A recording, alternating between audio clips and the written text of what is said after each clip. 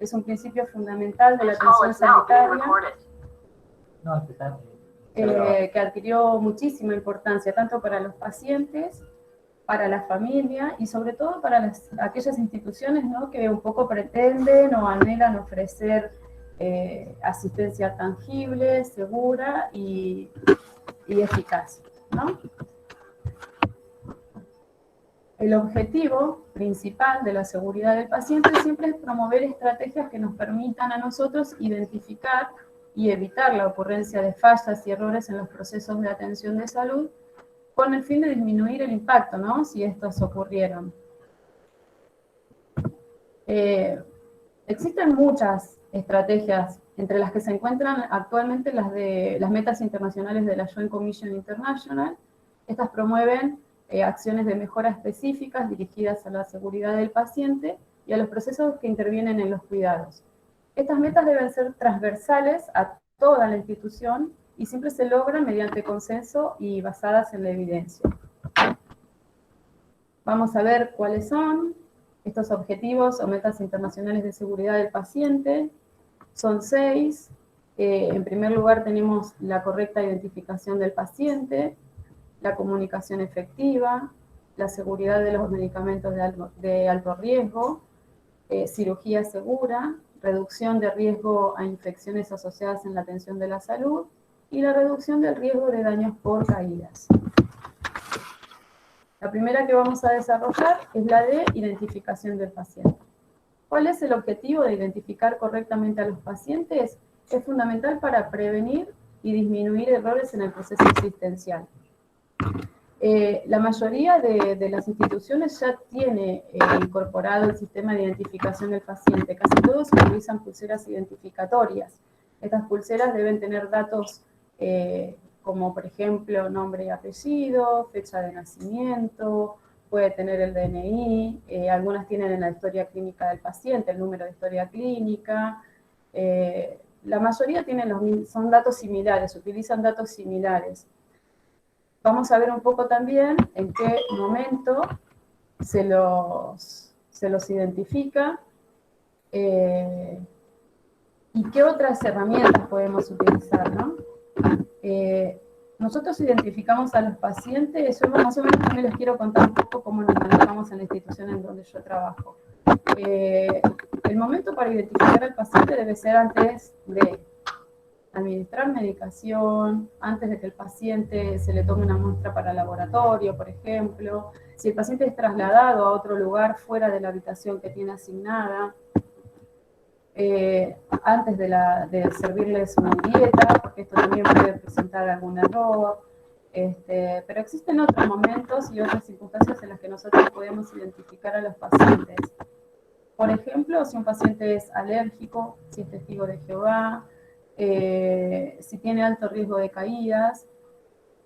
Es fundamental que cada institución genere sus propias políticas y procedimientos en cuanto a esto. Por eso decíamos que deben ser transversales a todo el equipo de salud, como también nos decía hoy el doctor, ¿verdad? En cualquier proceso siempre se ven involucrados tanto los técnicos como el personal de limpieza, los enfermeros, los médicos. Por eso tiene que ser transversal.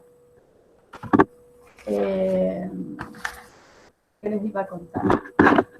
Se hizo una laguna, perdón. Bueno, les cuento más o menos un poco cómo nosotros trabajamos. Tenemos una política, un procedimiento en cuanto a identificación de pacientes. Los pacientes, por ejemplo, con riesgo de caída están identificados en el hospital con una pulsera verde. Esto lo pueden utilizar como idea. O sea que cuando uno entra a la habitación, ve no solo el paciente que está identificado con la pulsera normal, sino también con la de riesgo de caída. Esto nos ayuda a tomar medidas preventivas para este tema de caídas. La segunda meta internacional es la comunicación efectiva, mejorar la comunicación efectiva. La comunicación es un componente básico dentro del sistema de salud, ¿no? Debemos lograr que sea oportuna, precisa, completa e inequívoca. Hay muchas situaciones en las que debemos, o oportunidades en las que debemos comunicar resultados, indicaciones, tratamiento. Por eso decimos que tiene que tener sí o sí estas 4 constantes, ¿no? Y además de ser inequívoca, también tiene que ser comprendida por la persona que la recibe. ¿Cuál es el objetivo de lograr esta comunicación efectiva? Es disminuir errores en el proceso asistencial. Por ejemplo, el pase de guardia, que debe ser estandarizado, la información de los valores críticos, el uso de abreviaturas, las indicaciones verbales y escritas. También les voy a contar un poco cómo nosotros nos manejamos. Para esto también cada institución debería tener o generar su propia política o procedimiento sobre esto, ¿verdad? El pase de guardia nosotros lo realizamos, como les decía, de manera estandarizada. Tenemos diferentes pases de guardia adaptados a la necesidad, si es para pediátricos, si es para adultos o si es para maternidad, mamá, bebé. Para mamá y bebé hay un solo pase de guardia en donde se completan los diferentes datos. En lo que es información de valores críticos, nosotros también tenemos un protocolo en donde, digamos, utilizamos el método readback. Cuando a nosotros nos informan de un valor crítico, por ejemplo, de manera telefónica, quien lo recibe debe repetir el dato que le informaron, ¿no? El valor crítico que tiene para corroborar que la información o lo que escuchamos sea lo correcto. Tenemos otro protocolo, con el uso de abreviaturas. Ustedes saben que esto genera múltiples dificultades, porque una abreviatura puede significar varias cosas. Y después las indicaciones verbales y escritas. Las indicaciones para nosotros deben ser escritas y quedar registradas en la historia clínica. Pero puede ser que ante una situación de emergencia o que el médico esté en un procedimiento estéril con un paciente, no pueda realizar en ese momento la indicación. Entonces, se hace de manera verbal, se recibe de manera verbal, ni bien el médico se desocupa, lo primero que tiene que hacer es registrarlo en la historia clínica, y nos manejamos con el mismo método del readback. La persona que recibe la indicación del médico debe hacer una repetición de los datos que escuchó, ¿sí? Para corroborar que esté comprendido. Otro de los objetivos o metas internacionales de la Joint Commission es la seguridad de los medicamentos, de alto riesgo. ¿Qué es un medicamento de alto riesgo? Son aquellos que pueden producir un daño grave o incluso la muerte a un paciente si es administrado de manera incorrecta. Por eso decimos que es fundamental la gestión de este tipo de medicamentos para garantizar la seguridad de los pacientes. Algunos de los ejemplos pueden ser los electrolitos concentrados, la medicación oncológica, los estupefacientes. Para esto también es fundamental, como dijimos en las anteriores, que cada institución genere sus políticas, sus procedimientos con respecto a cómo se van a manejar estos medicamentos de AR. Les cuento un poco también cómo nosotros trabajamos. Los medicamentos de alto riesgo salen de la farmacia del hospital, rotulados con una AR encima del pouch, en una bolsita, con un remito, con los datos de ese paciente. La bolsita tiene un sticker rojo que dice AR. Esa medicación se traslada en el hospital en un bolsín rojo, que también tiene AR, a diferencia de cualquier otra medicación, que el bolsín es verde. Llega al sector de origen, al sector que debe recibirlo,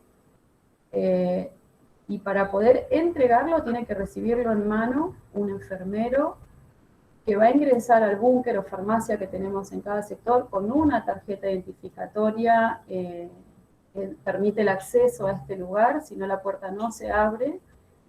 Se entrega, se controla antes de que se retire el cadete y después se guardan en cajoneras que también están rotuladas con el paciente en otro mueble más. O sea que tenemos varios pasos de seguridad con estos medicamentos de alto riesgo antes de que lleguen al paciente. Nosotros también utilizamos el sistema de lector por barcode, que es como el lector del supermercado, que lee el código de barras, el código QR de la misma manera. O sea que tenemos muchos pasos antes de que llegue la medicación a este paciente, ¿no? Lo usamos con toda la medicación, pero sobre todo tenemos especial cuidado con los AR o los estupefacientes.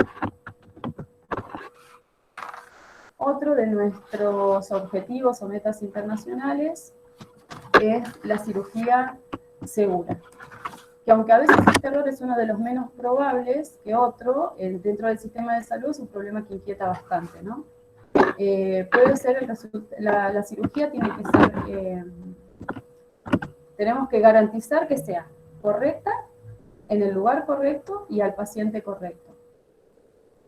Si esto no sucede, puede ser el resultado de una comunicación deficiente o inadecuada, la no identificación del paciente, la falta de marcación del sitio quirúrgico o el time out o pausa intraoperatoria. Un poco para contarles qué es el time out o la pausa intraoperatoria. Es un momento, una pausa que se hace justo antes de comenzar la cirugía. En esta pausa se corroboran los datos del paciente, el sitio de operación, el sitio quirúrgico, se verifica que esté realizada la marcación, que estén todos los insumos, que esté el material que se puede llegar a requerir si ante una urgencia, si hay que hacer algún laboratorio, algún análisis, estudio, etc. Más o menos eso se hace siempre en un checklist, así que más o menos esos son los datos que necesitamos para hacer esta pausa intraoperatoria. Otro de los objetivos es la reducción del riesgo de infecciones asociadas a la atención de la salud.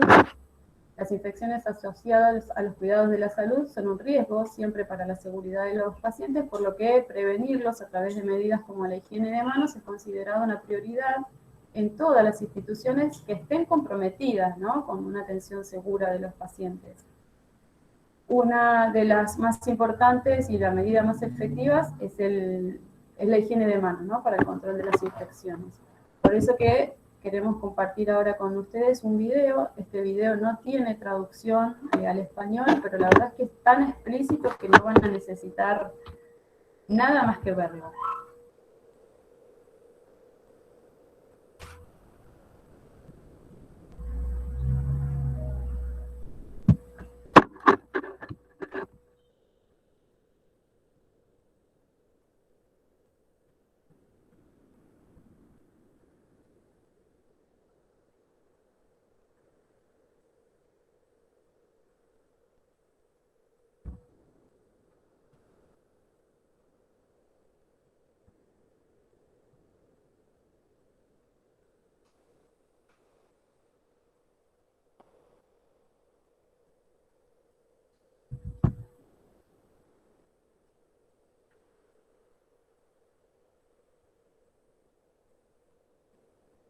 No se escucha el audio del video, la transmisión. Si querés, por ahí podés ir comentando arriba del video, más o menos lo que va pasando. Tienes igual el audio tuyo abierto. En el otro lado vayan, igual es muy claro.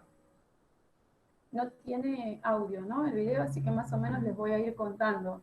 Igual es bastante explícito. Fíjense cómo la transmisión por contacto se va generando a medida que van utilizando los diferentes instrumentos que tienen adelante. Fíjense que ahora viene la enfermera, toca el mismo teléfono.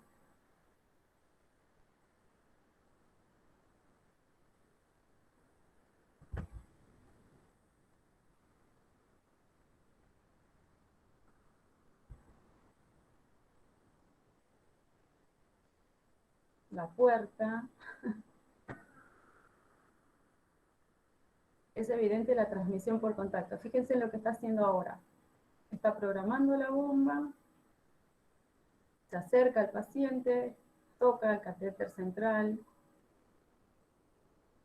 en ningún momento se lavó las manos, no usó alcohol en gel.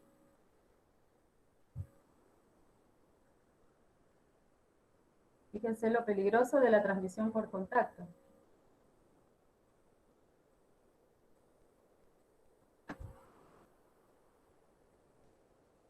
Es muy explícito el video, ¿no? Es muy explícito el video. Yo creo que este año, con el tema del coronavirus, yo lo primero que hago cuando llego al consultorio es echar alcohol, el alcohol diluido, 70-30 al teléfono, porque los pacientes esperan afuera porque no pueden entrar, digamos, al consultorio, ni siquiera en la sala de espera, porque tienen que esperar en la calle. Entonces, las administraciones nos avisan por teléfono cuando está el paciente listo para subir. Entonces, el teléfono lo utilizamos todo el tiempo.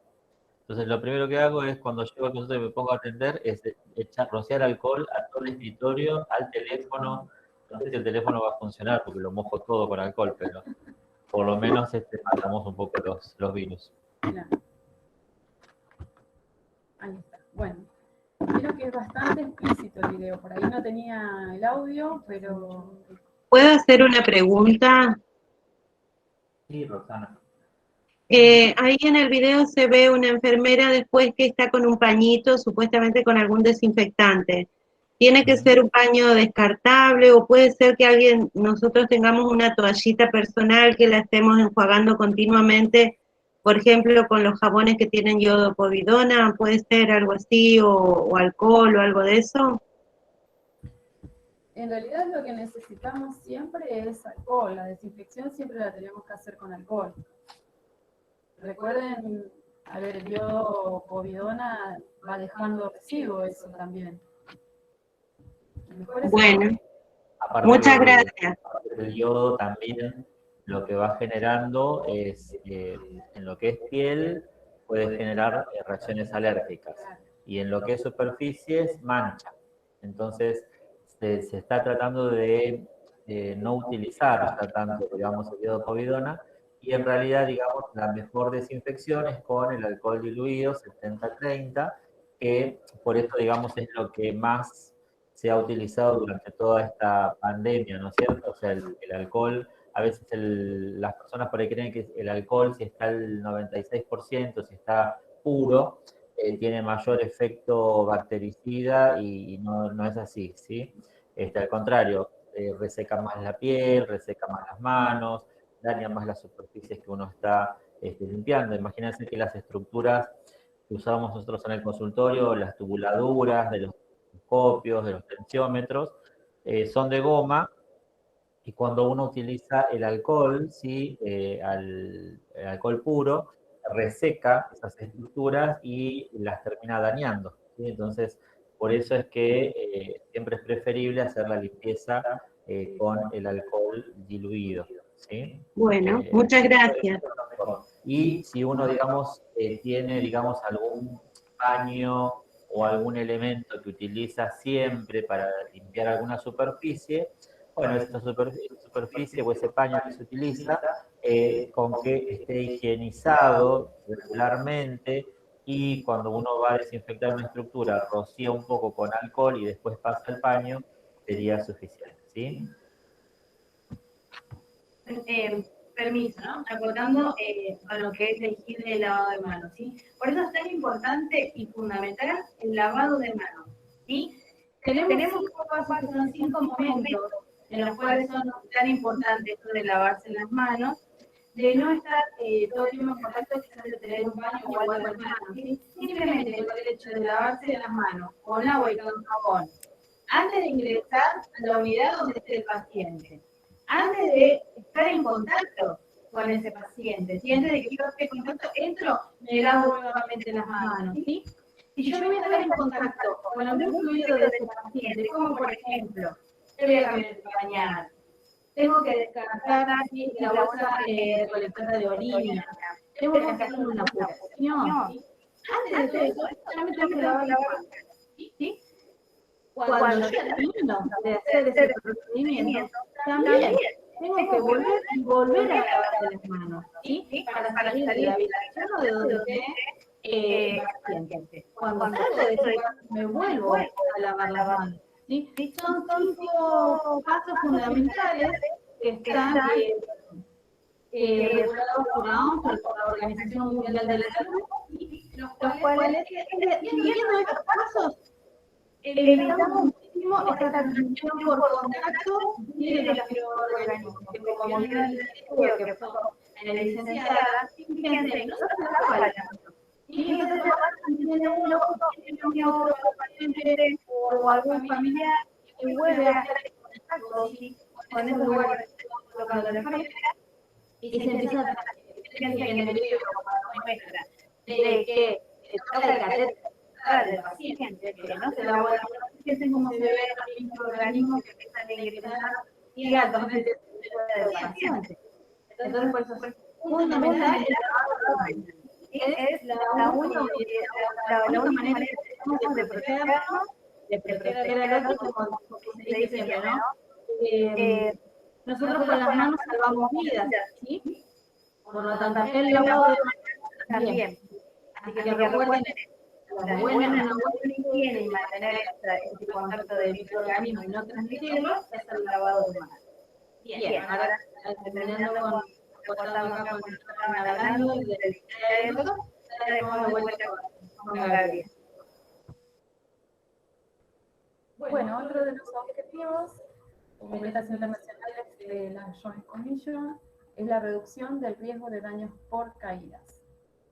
El objetivo de reducir el riesgo de caída de los pacientes internados y ambulatorios, el daño ocasionado por las minas, perdón, creo que lo leí mal. Es importante identificar siempre a estos pacientes con riesgo de caídas, hay que realizar una valoración utilizando las escalas correspondientes y documentarlo siempre en la historia clínica. Recuerden que tenemos escalas para la valoración de adultos y la valoración de pediátricos. Debemos repetir siempre esta valoración, no quedarnos con lo que pasó la primera vez, con lo que vimos de entrada. El paciente tiene cambios en la condición clínica, esto se puede dar por la medicación, por alguna cirugía, por alguna circunstancia que le haya generado miedo, temor, que se desoriente, que tenga deterioro del sensorio, somnolencia. Por eso es importante que ante cada cambio en la condición clínica nosotros realicemos una nueva valoración para evitar el riesgo de caídas y reducir alguna lesión. También es importante que, como dijimos en los anteriores, cada institución genere su propia política y procedimiento en respecto a la reducción de los riesgos de caída. En cuanto a mi experiencia personal, les cuento que el hospital tiene grupos transversales, como venimos hablando, en donde cada supervisor conforma parte de estos grupos y hacemos el análisis de las diferentes metas internacionales. En mi caso, justamente me toca estar en el grupo de riesgos de caída. Así que más o menos les voy a contar un poco cómo nos manejamos. Nosotros tenemos una plantilla dentro de la historia clínica del paciente donde realizamos esta valoración, como les estaba diciendo, ante cada cambio de condición del paciente. Lo hacemos primeramente en su ingreso y después luego en cada modificación de su estado sensorial o con el cambio de medicación, o antes, lo hacemos por ejemplo antes del traslado a una cirugía, a la vuelta, porque ya viene con otra condición.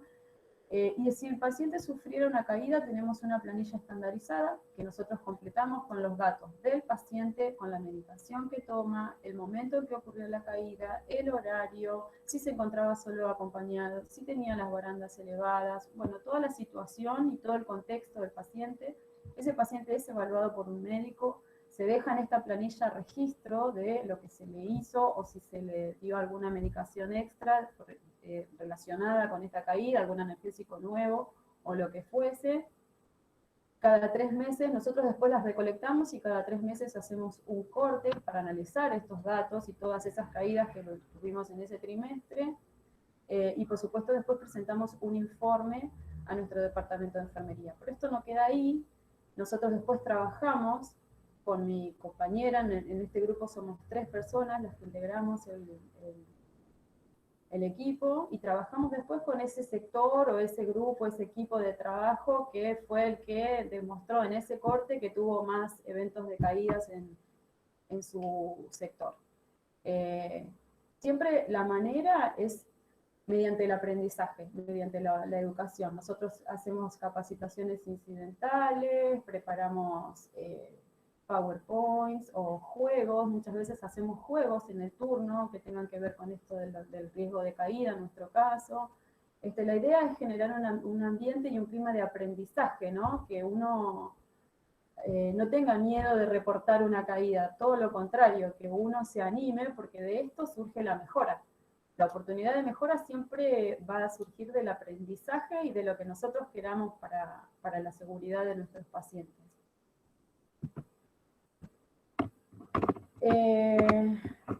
Vamos a hablar un poquito también de reporte de incidentes. que tiene mucho que ver con esto que les estaba contando recién, ¿no? De no tener miedo a reportar lo que sucede. La reducción de accidentes y errores en los sistemas de salud siempre va a resultar vital para mejorar la calidad, disminuir los costos. Esto es lo que busca cualquier institución, ¿no? Brindar un servicio de calidad a bajo costo. Relacionándolo, por ejemplo, con lo último, con el tema de caídas. Si el paciente se nos cae, le sumamos algo más a lo que ya tenía. Para el paciente es una situación extra y para el hospital eso es un costo, porque va a requerir a lo mejor de una placa, de más medicación, de otra visita de otros profesionales. Por eso decimos que mejorar la calidad va a hacer que disminuyamos esos costos. Hay incidentes que se producen durante el cuidado. Estos necesitan siempre ser reportados y analizados de manera estructurada. La finalidad siempre, como les dije antes, es una propuesta de mejora, implementar una propuesta o un ciclo de mejora. Todos los ciclos de mejoras y propuestas que nosotros hagamos tienen que ser medibles. Eso es muy importante. Y bueno, los factores que protegen al usuario de estos incidentes son, como también dijimos recién, las acciones preventivas, ¿no? Estas acciones preventivas tienen que estar dirigidas al personal, al paciente, a la organización y al servicio. Por eso les contaba recién cómo más o menos trabajamos nosotros, ¿verdad? Esto de generar momentos o instancias de educación incidental, de juegos, todo lo que nosotros podamos hacer esté dirigido a acciones preventivas, siempre sin tener miedo de reportar un incidente, ¿sí? ¿Cómo se realiza un reporte? Bueno, un buen reporte de incidente debe cumplir con todas las preguntas esenciales. ¿Qué, cómo, cuándo, dónde y por qué? Tiene que tener los detalles de las personas que resultaron heridas y las posibles causas que originaron ese accidente. También tienen que estar incluidas las personas que presenciaron y las que informaron. Les cuento un poco también, nosotros dentro de la intranet tenemos un banner chiquitito que dice reportes de incidentes. Cuando sucede algo, nosotros ingresamos en este lugar y completamos toda una planilla que tiene que ver con estos datos que les decía, ¿no? El qué, cómo, el dónde, el cuándo y el por qué, los datos del paciente, los datos de los participantes del evento. Bueno, un poco esto, ¿no? La idea de reportar el incidente sin tener miedo a que pueda pasar algo grave con nosotros. La idea de la seguridad del paciente siempre es fomentar una cultura de seguridad para el paciente, para la familia y sobre todo para el personal. ¿Quién reporta o a quién se reporta? Bueno, una vez que identificamos el incidente, la notificación siempre está dirigida a personas o entidades. El objetivo es que puedan ser distintos, pero que sean complementarios, ¿sí? Un buen sistema de notificación interna en los hospitales y en cualquier centro de salud va a asegurar que todas las partes que fueron responsables o que estuvieron involucradas sean conscientes de que puede haber peligros mayores. El objetivo que buscamos es, como dijimos en varias oportunidades, es el aprendizaje a través de la experiencia. O sea, por eso digo, no tenemos que tener miedo a reportar. Reportar hace que nosotros podamos generar una oportunidad de mejora, un ciclo de mejora, trabajar sobre nuestro error para que no se vuelva para que no vuelva a suceder o para que se sucede no tenga consecuencias mayores. Vamos a ver un poco de evento adverso, manejo de los eventos adversos. Primero, ¿qué es el evento adverso, no? Un evento adverso son aquellas lesiones o complicaciones que son involuntarias y que ocurren durante la atención en salud, es decir, que están más relacionadas con esto que con la enfermedad subyacente del paciente, ¿no? Y que pueden conducir también a la muerte, a la incapacidad o al deterioro. Es el resultado de una atención de una atención en salud de manera no intencional. O sea, el daño no se produce con intencionalidad, pero sí puede conducir a un problema mayor, como dijimos recién, a la muerte, a la incapacidad, al deterioro. Tenemos dos tipos, los prevenibles y los no prevenibles. Los eventos adversos prevenibles son aquellos que se habrían podido evitar si se hubieran utilizado todos los más altos estándares de calidad. Ahora, los no prevenibles son aquellos que, a pesar de que hayamos usado los mejores estándares de calidad, no se pudo evitar. Un ejemplo puede ser una infección luego de una cirugía, que aunque el paciente haya recibido antibióticos previamente, esto no se pudo evitar. Y aunque las técnicas hayan sido las mejores, con la mayor esterilidad y todos los protocolos, no se pudo evitar que esto suceda. A diferencia del evento adverso, tenemos el evento centinela. Esto es un hecho inesperado que no está relacionado con la historia natural de la enfermedad, la lesión física o psicológica grave, que causa un daño permanente o la muerte de este paciente. Por eso decimos que la cultura de seguridad del paciente es el producto de los valores, las actitudes, las competencias y patrones de conductas, tanto individuales como grupales, que determinan el compromiso con la adecuada ejecución de los programas de seguridad de la organización. Esto hace referencia a todo lo que venimos hablando con anterioridad, ¿no? El hecho de que si todos nos comprometemos, si todos trabajamos, nada, las cosas van a resultar siempre mejor. Siempre que esté todo estandarizado, regulado, con normas, con procedimientos, teniendo en cuenta que no vamos a estar en un ambiente punitivo, la cultura de seguridad no tiene otra cosa más que favorecer al paciente, a la familia y a la institución, que es la que busca que tengamos menos costos con el tema de la atención. Algunos componentes claves, como lo dijimos recién: generar un ambiente no punitivo, estimular la colaboración entre los distintos rangos y disciplinas, tiene que ver pura y exclusivamente con el trabajo en equipo, el compromiso de los líderes con la seguridad, porque si el líder no da el ejemplo, no podemos esperar que el resto lo siga, entonces tenemos que comprometernos todos con la seguridad del paciente, y por supuesto valorar el aprendizaje, ¿no? Desde mi lugar, nosotros hacemos que todo el tiempo los chicos estén atentos a ver qué es lo que más pueden estudiar, qué es lo que pueden hacer, en qué pueden colaborar. Siempre les pedimos que ellos mismos generen ideas de cómo y qué les gustaría aprender.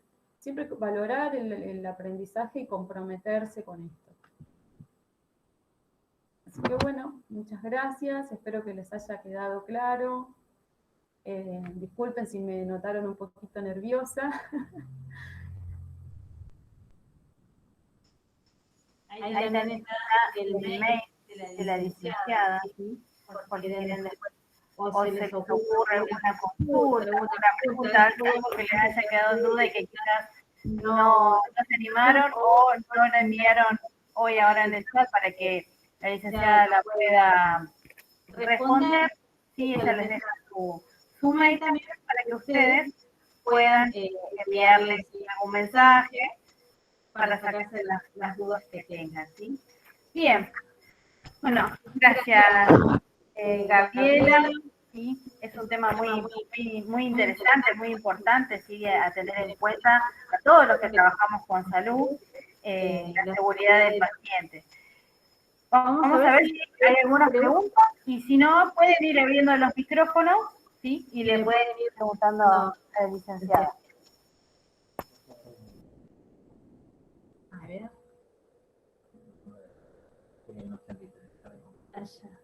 Acá, mira.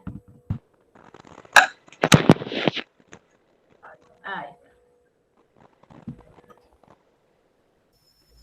Bien. ¿Alguien quiere preguntar algo? Sí. Buenas tardes, mi nombre es Dolores. ¿Qué tal, Dolores? ¿Qué tal? En esto de evitar nosotros como servidores el tema de las caídas, por ahí nosotros, está bueno esto de que nosotros tenemos que llegar a comunicar la comunicación efectiva, pero por ahí el paciente no tiene la expresión y cuando tratamos de llegar al familiar, no llega a complementar esa información. En tanto y cuanto, ¿cómo sería el procedimiento con nosotros para evitar estas caídas, al no tener información completa? No sé si me entienden la pregunta. A ver, más o menos, pero más o menos entiendo al punto que vos querés llegar, pero por eso decíamos lo importante de la valoración. A veces no tenemos un familiar, muchas veces llegan solos, a veces llegan en ambulancias de los geriátricos, entonces es importante la valoración que nosotros hagamos y el criterio que tengamos, ¿no? Respecto de lo que observamos.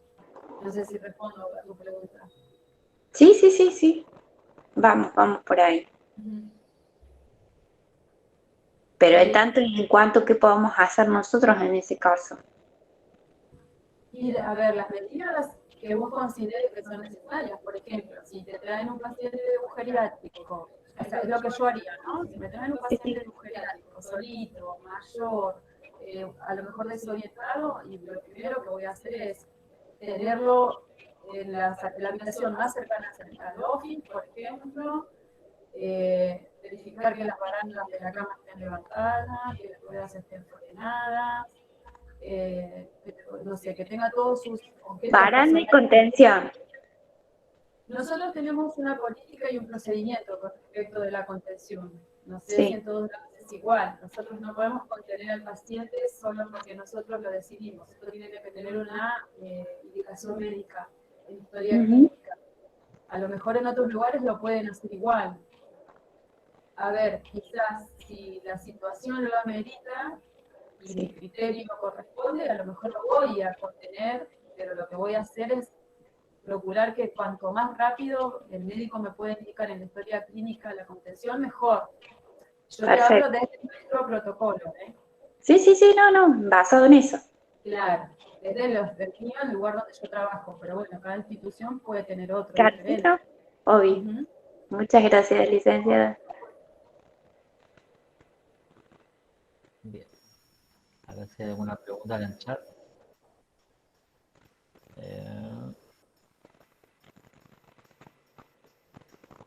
Algo que quieran saber, a lo mejor que no les quedó claro, o que les cuente algo más de la experiencia personal.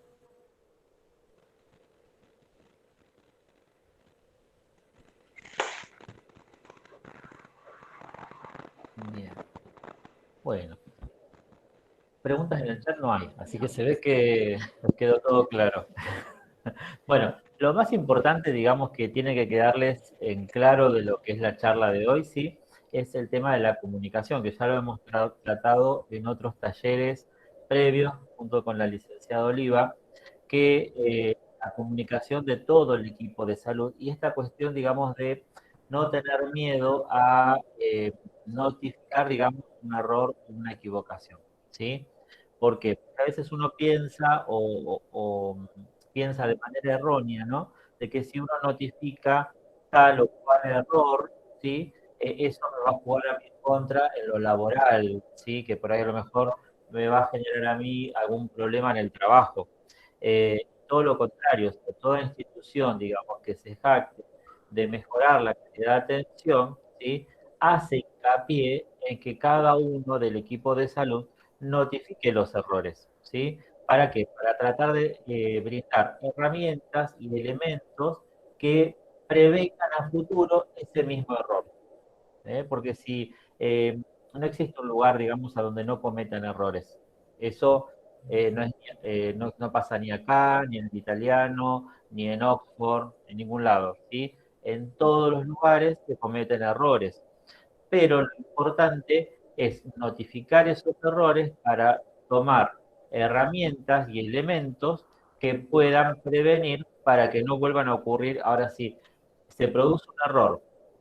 Supónganse un error, no sé, a veces es muy simple, muy sencillo, que a veces suele pasar, y me ha pasado a mí que lo he visto, digamos, no con un paciente mío, pero sí un paciente cercano, que de repente, no sé, tiene un neumotórax en el pulmón, ¿sí? Viene a sacarse la radiografía tiene un neumotórax del lado derecho del pulmón, va al quirófano, le ponen el tubo de avenamiento pleural, cuando viene a radiología a hacerse el control, ¿sí? El tubo de avenamiento pleural lo tiene del pulmón izquierdo, ¿sí? Algo tan sencillo, o sea, el neumotórax lo seguía teniendo del lado derecho y viene con un tubo de drenaje del lado izquierdo, que era el pulmón sano.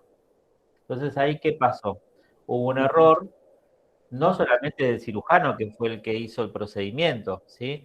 Desde el punto de vista, desde el sector de imágenes, podemos marcar que pudo haber un error, digamos, desde el punto de vista técnico, donde no estaba correctamente identificada la radiografía, no estaba correctamente identificada la marca de la derecha. En el quirófano, desde el momento en que se realizó la recepción del paciente y la preparación del paciente, a la colocación de la camilla, la marcación del lugar quirúrgico, ¿sí? Y por parte del cirujano también, en el momento de no visualizar el neumotórax a dónde estaba, el correcto posicionamiento del paciente también en la camilla. Entonces, fíjense algo que parece tan sencillo, que suele ocurrir porque yo lo he visto en más de una oportunidad. Y entonces, fíjense, pero si esto no se notifica y no se hace nada para ver qué fue lo que falló en este procedimiento para que un paciente que tiene un neumotórax en el pulmón derecho, donde había que hacerle un avenamiento pleural del lado del hemitórax derecho, baje con un avenamiento del lado izquierdo y nuevamente tenga que subir al quirófano para que baje con un tubo del otro lado, que era el correcto, ¿sí? Entonces, esto hay que tratar de ver cada uno de los puntos donde el paciente fue asignado y por donde el paciente pasó, y no está involucrado el cirujano solamente, está involucrado el cirujano, el equipo de quirófano, los instrumentadores, el anestesista, los enfermeros de quirófano, ¿sí? Entonces, es todo un equipo. Pero ahí es importante notificar ese error como para ver de qué manera se puede corregir para que no vuelva a ocurrir nunca más, ¿sí? Esa sería la manera correcta, ¿sí? Claro, para que no pasen estas imprudencias o errores, ¿sí? Que no tienen que ocurrir. Pero si uno no los notifica y todos se quedan callados, o sea, desde el momento, desde el que se hizo la radiografía, desde el quirófano, desde el cirujano, nadie dice, no, me equivoqué, acá esto pasó esto, y a ver en dónde pudo haber estado el punto para generar ese error, va a volver a pasar de vuelta, ¿sí? Entonces, básicamente en eso se trata, digamos, el tema de lo que tiene que ver con la seguridad del paciente y con, como dice ahí la compañera, ¿no? Es una cadena de responsabilidades, porque ¿de quién fue la culpa que el paciente se venga con un neumotórax al lado derecho y se vaya a la sala con dos tubos de los dos lados, ¿sí? Para el paciente, digamos, bueno, es algo que, bueno, no le va a costar la vida en este caso, ¿sí? Pero en otro caso le puede costar la vida al paciente, ¿sí? Entonces, es importante toda esa cadena de responsabilidades para que eso, digamos, se pueda corregir y que no suceda, digamos, si en algún momento sucede una situación parecida, que no vuelva a suceder nunca más, ¿sí? Ahí Bien. hay varias cosas respecto de lo que decía el doctor, hay varias cosas importantes que vieron que fallaron: la comunicación, que no se hizo la pausa intraoperatoria, y esto que decía él, ¿no? De no reportar. Lo de la pausa es súper importante, lo de la pausa intraoperatoria. Pero fallaron varias cosas, como recién decía una de las colegas abajo. Exacto. Ahí dice Griselda, dice, qué importante es dar a conocer el error, ¿no? Dice, en realidad no buscar el culpable, ¿sí? Pero sí ver dónde estuvo la falla, ¿sí? Como para que en ese eslabón de la cadena, y acá se nota muy bien, digamos, cómo el equipo de salud es un equipo multidisciplinario, donde un solo eslabón, digamos, no hace la cadena, ¿sí? Cada uno de los eslabones de la cadena son importantes y cada uno en su función, haciendo lo mejor en su parte, en su sector, ¿sí? Entonces, el sector de imágenes, que estaba involucrado, el sector de camillero, el sector de recepción de quirófano, las rotantes de quirófano, los residentes, ¿sí? Todo hasta el cirujano que estuvo haciendo el procedimiento. Entonces no es cuestión de buscar a ver quién se equivocó, si el cirujano, cómo el cirujano no se va a dar cuenta que era el pulmón derecho y era el izquierdo, ¿no? O sea, hay toda una serie de elementos que hacen, digamos, de poder prevenir ese error, ¿no? Y el resumen de esto es lo que genera la oportunidad de mejora. Exacto. Acá puso Noé Galarzo, muy importante la comunicación y la valoración de los pacientes siempre. Sí, el otro día cuando también dio un taller la licenciada Oliva que hablaba del tema de la comunicación, ¿no? Del paciente, de que uno como cuidador del paciente o a cargo del paciente, estar comunicado no solo con el paciente y con sus problemas, sino con la familia y lo que la familia piensa o valora del paciente y de la enfermedad, sino también comunicado con los pares, con el que le toma la guardia, con el que entrega la guardia, ¿sí? Con el personal médico, con los psicólogos que estén a cargo del paciente. Uno no puede ir a hacer su trabajo, vivir en un mundo, en una burbuja, en una isla, voy, hago lo mío, atiendo al paciente, le paso la medicación y listo, me voy a mi casa. No. La comunicación es un eslabón fundamental para evitar errores, ¿sí? Acá puso ella, en los casos de internación domiciliaria, conspira siempre para tratar de lograr la mejor comunicación con el personal de salud que llega al domicilio y hacer siempre, dice, equipo con ellos también, exactamente, ¿sí? La vez pasada cuando hablamos del taller habíamos hablado de la situación de Maradona con toda su internación domiciliaria, ¿no? Que evidentemente ahí están buscando un culpable, el psiquiatra, el cirujano, el neurocirujano, y evidentemente ahí la falla estuvo en la comunicación desde el equipo de salud con el paciente, porque Maradona, a pesar de ser Maradona, era un paciente, ¿sí? Entonces, la falla de comunicación, la falla de contención y la comunicación entre todos los eslabones del equipo de salud que estaban cuidando a un paciente, no era Maradona, era un paciente, ¿sí? Bien. La fluidez en la información de servicios es fundamental, más con respecto a todo lo que involucra a la evolución del paciente. Sí, bueno, dice Leonor Vázquez, debería haber más comunicación entre el equipo y aceptar el error. Eso es fundamental, ¿sí? Entonces, aceptar el error, informar el error. Fíjense cómo la licenciada informa que en la intranet que ellos manejan la evolución del paciente y la historia clínica, tienen un banner donde hacen clic para reportar un error, ¿sí? Entonces, el reporte de errores, o sea, una institución que tiene un alto reporte de errores, es una confianza desde el personal de salud que puede reportar esos errores para que no vuelvan a ocurrir. Si en una institución no se reportan los errores, no es que trabajan espectacularmente y nadie se equivoca, ¿sí? Es que no se genera esa confianza para que el personal pueda reportar esos errores y aprender de esos errores, obviamente. Bien.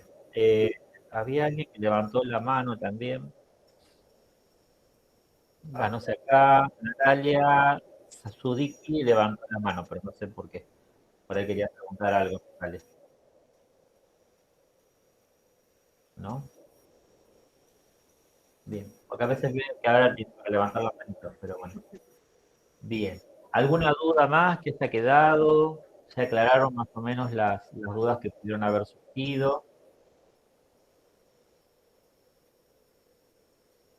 Bien, igual también está el mail de la licenciada por si alguien nos anima a preguntar o a escribirnos en el chat. ¿Sí? Perfecto, todo muy claro. Ahí Natalia aclaró que fue al principio para saludar. Bien, recién hemos visto la mano de Natalia. Perfecto, bárbaro. Bueno, espero que les haya gustado la charla de hoy del taller. Esto que se dio en el taller y que dio la licenciada, digamos, es un pequeño resumen y una muestrita ¿sí? Pequeña de lo que se trata la capacitación ¿sí? en seguridad del paciente, ¿sí? Que es una capacitación que arranca en el mes de marzo, es cuatrimestral, son 4 meses, y en esos 4 meses se habla, digamos, todos estos temas, pero se van detallando, digamos, y viendo las escalas, viendo un montón de contenido teórico que hacen a la mejoría de la calidad de atención del paciente, ¿sí? Todo el personal que trabaja en salud debería conocer todos estos elementos y con qué herramientas cuenta, ¿sí? A la hora de poder hacer un reporte de accidentes y cómo generar un correcto reporte de accidentes, ¿sí? O de errores. Así que, bueno, los que estén interesados, después se contactan con Eliana para obtener información con respecto a la capacitación, ¿sí? Cada taller dice bueno, Sergio Abela puso excelente, cada taller nos va complementando y sumamos conocimientos e información, exactamente. Gracias, excelente, luego queremos ver más. Bueno, tenés ahí la capacitación en marzo. Muchas gracias, muy buena la charla, ojalá sigamos aprendiendo, mejorando la atención del paciente.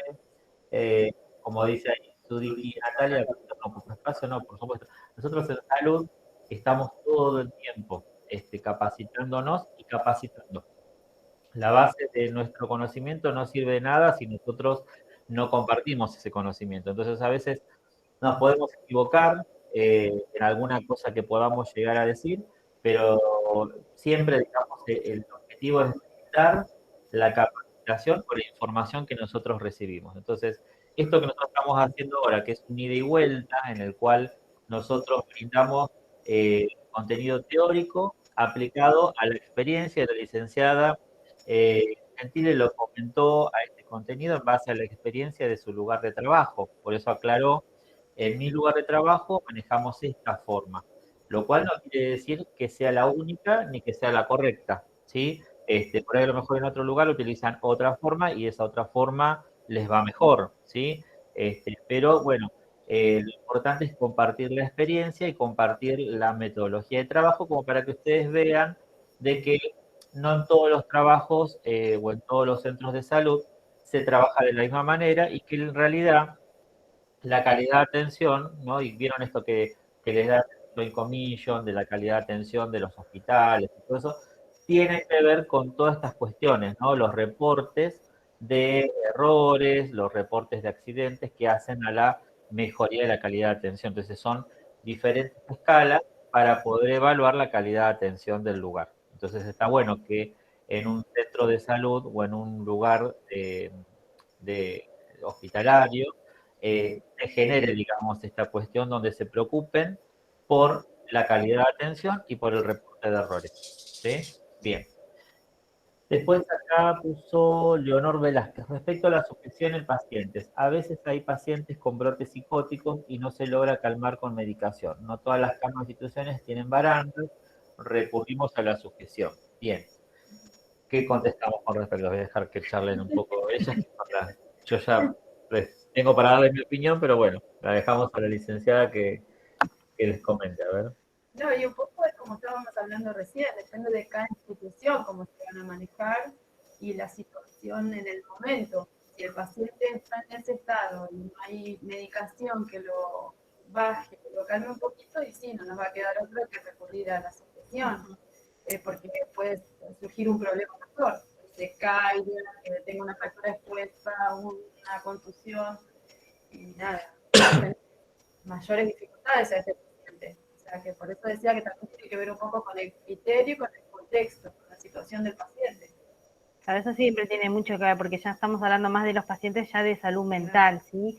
Entonces, con respecto a la salud mental, se maneja y tienen otro tipo de protocolo que quizás pudiéramos manejar en un hospital, en una clínica, en el cual los pacientes pueden ser que tengan alguna excitación psicomotriz, ya sea por las propias cirugías, que a veces hay cirugías que se realizan más complicadas o más complejas, algún tumor cerebral, si hay alguna patología cerebral que llegue a hacer que el paciente tenga una excitación psicomotriz, pero ya el seguimiento y el protocolo va a ser diferente. Ya cuando hablamos de un paciente quizás con alguna enfermedad, ¿sí?, de salud mental y que tenga estas excitaciones psicomotrices, ya de por sí, uno cuando ya ingresa a trabajar en estas instituciones, ya los protocolos ya están estandarizados y ya se saben cómo se manejan en ese momento, ¿sí? Que mayormente, porque también he trabajado en instituciones de salud mental, en las cuales un paciente con excitación psicomotriz, lo primero que hacemos es la contención, ¿sí? Y ahí no pedimos preautorización al médico, ni estamos llamando ni nada, ya directamente actuamos, pero porque ya es protocolo, de que a ese paciente primero hay que hacerle una sujeción, ¿sí? La sujeción para poder después pasar la medicación que sea necesaria y obviamente llamamos al médico y seguimos, ¿no?, el protocolo. Recuerden que creo que es el próximo sábado que la licenciada Moglia va a estar dando el taller de salud mental, ¿sí? Entonces, si alguno trabaja en alguna institución de salud mental con pacientes de estas características, recuerden que se va a estar dando ese taller, ¿sí?, de salud mental, en el cual van a poder sacarse también todas estas dudas que tengan que ver con diferentes patologías y diferentes instituciones de trabajo. Bien. Bien. Y ahí, bueno, aclarando con respecto a eso, para cerrar esta cuestión, siempre lo más importante es la seguridad del paciente. Entonces, más allá de que me ha pasado a mí que de repente el personal de enfermería por ahí no hacía un procedimiento, si no lo tenía por escrita la indicación, ¿sí? Hay ciertas situaciones en las cuales el personal de enfermería, digamos, tiene que tomar la conducta de realizar tal o cual procedimiento porque lo que corre riesgo es la vida del paciente. Entonces, si de repente tiene que hacer un procedimiento, que ese procedimiento le va a salvar la vida al paciente, no va a esperar que aparezca un médico para que por escrito le haga la orden. O sea, en este caso, si hay un paciente que la cama no tiene baranda y se está por caer y se está por generar un traumatismo de cráneo, no va a esperar a que aparezca el residente de neurocirugía para que le dé por escrito en la historia clínica de que sujeta al paciente, ¿sí? Lo va a sujetar con la técnica correcta, con el conocimiento que tiene previo y según un protocolo que ya tiene la institución, y después informará al profesional que esté a cargo, decir, bueno, está el paciente, hubo que contenerlo, hubo que sujetarlo por tal y tal cuestión para evitar la caída del paciente. Entonces, siempre, digamos, lo importante es la seguridad del paciente. Por eso es importante tener el conocimiento de cómo manejarnos y de cómo actuar ante tal o cual cuestión. ¿Sí? Muy bien. Y con respecto a lo del taller de salud mental que va a dar la licenciada Moglia, ¿sí? Es un taller en el cual, en este caso del taller puntual, se va a hablar de los medicamentos, los psicofármacos que se utilizan en salud mental y riesgos de formas de administración, errores en la toma de la medicación o complicaciones o efectos adversos que pueden generar estos medicamentos. Así que no solamente es para el personal que trabaja en salud mental, sino que para todo el personal de salud y todo el personal de enfermería que administra en algún momento algún psicofármaco. ¿Sí? Todo el personal de enfermería en algún momento indicó un clonazepam, un Prozac, ¿sí? Así que es para todo el personal de salud. ¿Sí? Así que bueno, ahí estaban un poquito cómo podían comunicar o tener, digamos, alguien está con el audio, Nora. Fíjate si podés silenciar tu micrófono. ¿Cómo pueden tener acceso, digamos, a futuros talleres? ¿Sí? Recuerden que nos pueden seguir por el grupo de WhatsApp, ¿sí? Sin abandonar el grupo, pueden quedarse en el grupo para recibir información a través del número de Eliana, que está también en el grupo de WhatsApp, que es nuestra secretaria. Pueden mandarle mensaje para recibir información de talleres o cursos o diplomaturas. La página web es www.centrodeformacionensalud.com. Sí, en esa página web tienen toda la información también y las vías de contacto. Y a través del canal de YouTube, que ayer les mandé también la invitación, ahí en el canal de YouTube tienen siempre videos con actualizaciones de talleres. De hecho, este taller, como otros que hemos dado, también los tienen para visualizar en el canal de YouTube. Así que el que ha tenido algún problema hoy de conexión, o que no escuchó bien o lo que sea, esto va a quedar subido al canal de YouTube y lo van a poder visualizar las veces que quieran. ¿Sí? ¿Estamos? Bien. ¿Alguna duda más que se ha quedado? No sé, bueno, ya sale el número, ahora le vamos a pasar el número por el WhatsApp. La verdad, de ayer, claro, todo, quería saber si la licenciada podría compartir las diapositivas para tener. Bueno, después hablamos con ella de el perfil a través del grupo de WhatsApp o algo de eso. Igual recuerden que si ustedes la miran en el canal de YouTube, van a tener ahí también toda la presentación que hizo la licenciada. Bueno, hemos finalizado, estamos llegando ya al final de esta charla. Voy a dejar de grabar.